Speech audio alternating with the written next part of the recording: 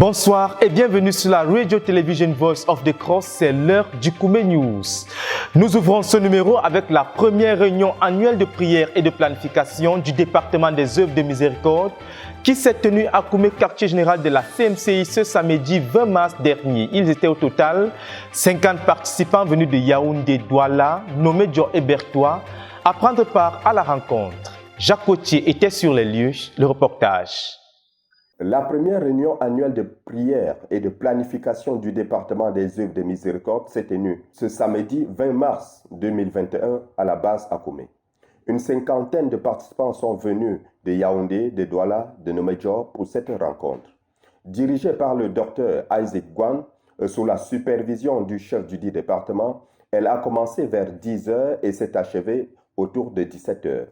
Le pasteur Michael Echondo a donné un message d'exhortation à partir de Galates chapitre 5, versets 17 à 21. Il a expliqué à son auditoire qu'il y a deux types de semences et à chaque semence correspond aussi une récompense. Celui qui sème pour la chair récoltera la destruction, alors que celui qui sème pour l'esprit recevra la vie. Le dirigeant de la Maison de l'Espoir a exhorté et a encouragé les participants à ne pas se lasser de faire du bien. Car, a-t-il expliqué, nous pouvons nous relâcher juste au moment où la récompense est à la porte. Une autre phase de cette rencontre a été celle réservée à l'écoute d'un message audio du frère Théodore sur le dit département par tous les participants. Ce message libéré pendant la croisade de 40 jours de l'année 2009 à la base à Koumé stipule que le département des œuvres de miséricorde doit aider tout notre ministère à manifester le royaume de Dieu à toute personne dans le besoin. Il explique qu'on doit développer le département des œuvres de miséricorde pour aider tout notre ministère à ne pas seulement se focaliser sur le salut des âmes, mais aussi pour montrer l'amour de Dieu pour l'homme qui est dans le besoin. La mission de tous ceux qui sont dans ce département est de voir en tout homme dans le besoin le Seigneur Jésus lui tendant la main. Après ce message, pour orienter chaque participant, les rapports des différents sous-départements ont été donnés. Le rapport des foyers d'amour a été présenté par la sœur Christiane Elombo. Et celui de la Maison de l'Espoir par le frère Michael Echondo. Pour la Hope Clinic de Nomé-Djo, le frère Isaac Gwan a présenté son compte rendu. La jeune Hope Clinic de Douala, officiellement ouverte en décembre dernier, était représentée à cette rencontre et son compte rendu a été fait par le frère Duncan Patrick, médecin missionnaire résident à cette Hope Clinic. Enfin, pour la Hope Clinic de Koumé, la sœur Ginette Bekolo a présenté le rapport et a aussi donné les nouvelles des autres Hope Clinic à l'international. Il est à noter qu'à la fin de chaque rapport, les sujets de prière ont été élevés à Dieu pour les besoins urgents de chaque sous-département. Le chef du département a enfin rappelé les objectifs du dit département tels que présentés par le leader international de la CMCI lors de la croisade de 120 jours à la base à Koumé. Et il a invité les uns et les autres à travailler avec acharnement pour leur accomplissement. Cette rencontre s'est achevée autour d'un délicieux repas préparé pour la circonstance. De Koumé pour la RTBC, Jacques Cotier. 12 voyages missionnaires pour la conquête des enfants et 8 sessions de formation des ministres aux enfants. Ce sont là quelques-uns des chiffres du travail récemment effectué par l'équipe de conquête des enfants de l'église du quartier général du 21 février au 21 mars dernier dans la zone de Djimako et ses environs. Le reportage. Dans la poursuite des opérations de conquête des âmes, de recouvrement des 120 000 membres et de la formation de 10 000 dirigeants lancés dans l'église du quartier général depuis le début de cette année, l'équipe des ministres aux enfants sous la conduite du frère Nyori Norbert a effectué une série de 12 voyages missionnaires dans la localité de Djimako et ses sous-centres, notamment celui de Doumé, de Paki, le sous-centre de Sibita, de Lontimbi et celui de Baktala, pour ne citer que cela. 8 sessions de formation des ministres aux enfants ont été organisées et les ministères rendus à cette occasion étaient axés sur les thèmes qui doit enseigner les enfants. Ici, une emphase a été mise sur la qualité de vie et la marche avec Dieu d'un ministre aux enfants. Le thème suivant qui a été abordé était comment présenter l'évangile aux enfants. Ensuite, comment préparer et dispenser une leçon aux enfants avec comme manuel de référence le message de Bertois. À l'issue de ces séminaires, Les ministres formés et ceux suscités ont été conduits dans des séances pratiques de ministère d'enseignement et d'évangélisation des enfants, car le but majeur poursuivi dans la zone de Djimako est celui d'atteindre de 18 000 enfants. Il faut noter que le centre de Djimako et ses environs compte déjà environ 2500 enfants et 100 ministres aux enfants. Durant la période allant du 21 février au 21 mars 2021, comme fruit des ministères rendus, 296 enfants ont été conduits au Seigneur et 71 ministres aux enfants ont été suscités et formés. Et le 7 mars précisément, 8 personnes ont été baptisées dans l'eau à l'issue de ces ministères. À Dieu soit toute la gloire pour le mouvement de conquête des enfants et de formation des ministres aux enfants qui est en train de connaître un réveil dans l'église du quartier général. De Koumé pour la RTVC, Dan Josué Mouloula Beko.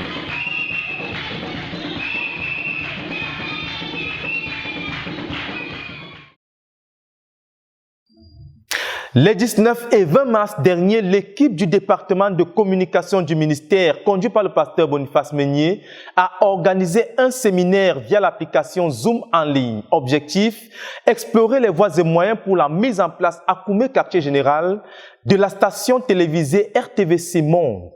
Le compte rendu avec Cynthia Siaka. Il s'est tenu les 19 et 20 mars 2021 à Koumé, au quartier général de la CMCI, le séminaire de la RTVC qui a réuni une trentaine de participants via l'application Zoom en ligne. Cette rencontre, initiée par le pasteur Boniface Meunier, missionnaire de la CMCI basé en Côte d'Ivoire, avait pour objectif majeur de penser la mise en place à Koumé d'une chaîne de télévision globale ou RTVC Monde. Nous avons voulu, je l'ai même annoncé, donner la RTVC au leader mondial. Or, la structure actuelle de ce que nous avons créé ne peut pas être donnée au leader mondial. Il faut lui donner une télévision normale qui est une télévision qui couvre nos églises. J'ai dit, si nous avons RTVC aujourd'hui, on peut appeler ça RTVC Monde. Maintenant, de permettre aux sous-régions de se doter des télévisions sous-régionales qui peuvent travailler pour les cultures de leur localité. Et la RTVC Monde développe une politique générale de production pour répondre aux besoins des églises. L'une des choses à promouvoir, c'est une émission où le leader mondial, d'une façon hebdomadaire, peut parler aux églises. C'est comme s'il avait eu le nom d'enseignement à l'église tous les mardis, par exemple, ou tous les mercredis. Que toutes les églises dans le monde sachent qu'à telle heure, à tel moment, le leader mondial est en train de donner l'enseignement aux églises sur un thème précis.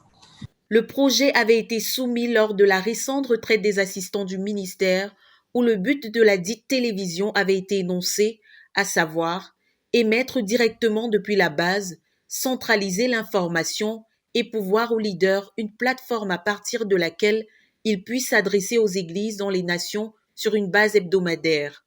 Le séminaire aura donc permis de conjuguer l'expertise de professionnels qui puissent éclairer sur les voies et moyens de mener à bien ce projet.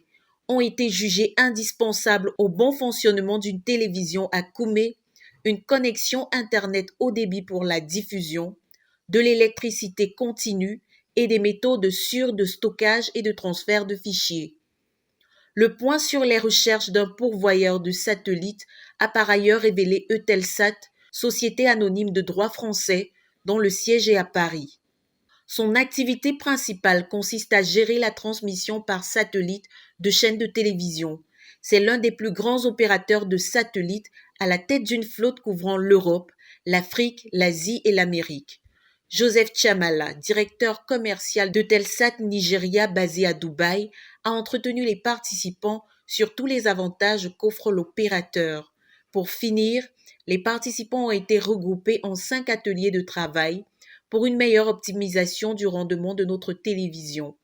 Il s'agit des ateliers Internet, partage de contenu, VSAT et informatique, atelier production, atelier diffusion et programmation, atelier studio et atelier formation. La rencontre prend fin le samedi vers 14 h, mais le travail sur le projet ne fait que commencer. De Koumé pour la RTVC, je suis Cynthia Siaka. Rendons-nous à présent dans la province spirituelle du Sud-Ouest où vient de s'achever une retraite en vue de la transcription des messages du professeur Zacharias Tanefomum pour la production de nouveaux livres. Elle s'est tenue du 22 février au 21 mars dernier dans la zone de Moyoka 2, soit un mois jour pour jour. Le reportage. Elle a eu lieu du 22 février 2021 au 21 mars dernier, une retraite d'un mois de travail organisée par les étudiants du centre de Moyoka 2. Ils étaient au total 22 à prendre part à cette séance. Bien qu'ils aient été libérés pour les congés, ces derniers ont décidé de rester sur place pour transcrire les messages du frère Zach afin de produire de nouveaux livres.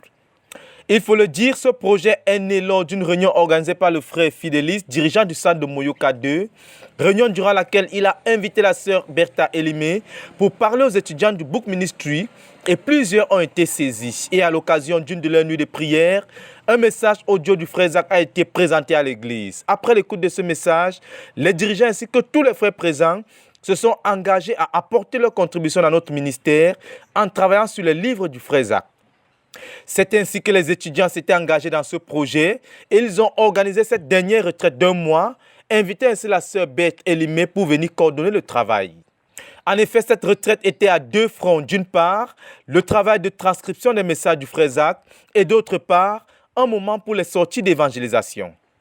La retraite a commencé le 22 février proprement dit et durant cette période, le travail avait lieu chaque jour et même les samedis et dimanches. Au total, 132 messages audio d'une durée allant de 5 heures à 8 heures de temps chacun ont été transcrits. Il faut noter que ces 132 messages audio transcrits sont l'équivalent de 13 nouveaux livres. Car pour produire un livre, il faut environ 10 messages audio transcrits, nous a confié la sœur Beth Elimé. Le programme de travail commençait donc à 8 h du matin par le culte matinal pour s'achever à 22 h avec 2 heures d'évangélisation entre 16 h et 18 h. Parlant de l'évangélisation, il faut noter que durant cette période, 322 personnes ont été atteintes avec l'évangile et 108 personnes ont été conduites au Seigneur. Un baptême dans l'eau a été enregistré et 680 traités ont été distribués par ces étudiants tout au long de cette saison d'évangélisation.